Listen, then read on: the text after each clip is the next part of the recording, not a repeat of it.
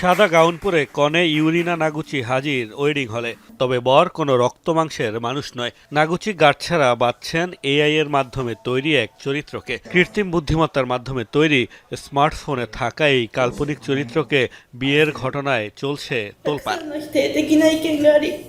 নাগুচির এই স্বামী video game character ক্লাউসের আদলে তৈরি।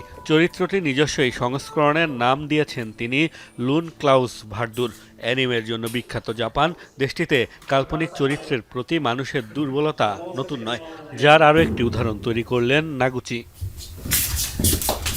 বছরখানেক আগে হবু বাগদত্তাকে বিয়ে করা ঠিক হবে কিনা এমন প্রশ্নে চ্যাটজিপিটির পরামর্শ শুনে নিজের বিয়েই ভেঙে দিয়েছিলেন ৩২ বছর বয়সী এই কল সেন্টার অপারেটর। আমি চিন্তায় ছিলাম যে ভবিষ্যতের জন্য বিয়ে করা সঠিক হবে কিনা। এমন ভাবনার মধ্যেই আমি প্রথম চ্যাটজিপিটির মুখোমুখি হই, পরে এআই এর সাথে পরামর্শ করেছিলাম। তারপর আমি সিদ্ধান্ত নেই যে আমার প্রাক্তন বাগদত্তার সাথে বিচ্ছেদ হওয়া উচিত। একসময় আর্টিফিশিয়াল ইন্টেলিজেন্সের মাধ্যমে তৈরি ফিকশনাল ক্যারেক্টার ক্লাউসের সাথে কথা বলা শুরু করেন জাপানের এই নারী। দাবি করেন এরপর ধীরে ধীরে প্রেমে পড়ে যান কাল্পনিক এই ব্যক্তির।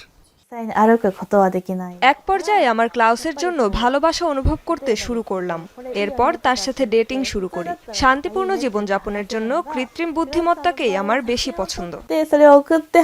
জাপানে এমন বিয়ে আইনসম্মত নয়। এরই মধ্যে এই কাণ্ড জন্ম দিয়েছে ব্যাপক আলোচনা সমালোচনার। তবে বিশ্লেষকরা বলছেন দেশটিতে ভবিষ্যতে কাল্পনিক চরিত্রের সাথে বিয়ের ঘটনা বাড়তে পারে। জরিপের তথ্য বলছে অনুভূতি শেয়ারের ক্ষেত্রে বন্ধু মা বাবার চেয়ে চ্যাটবটকে বেশি পছন্দ জাপানিদের। মোস্তফা মাহমুদ, যমুনা নিউজ।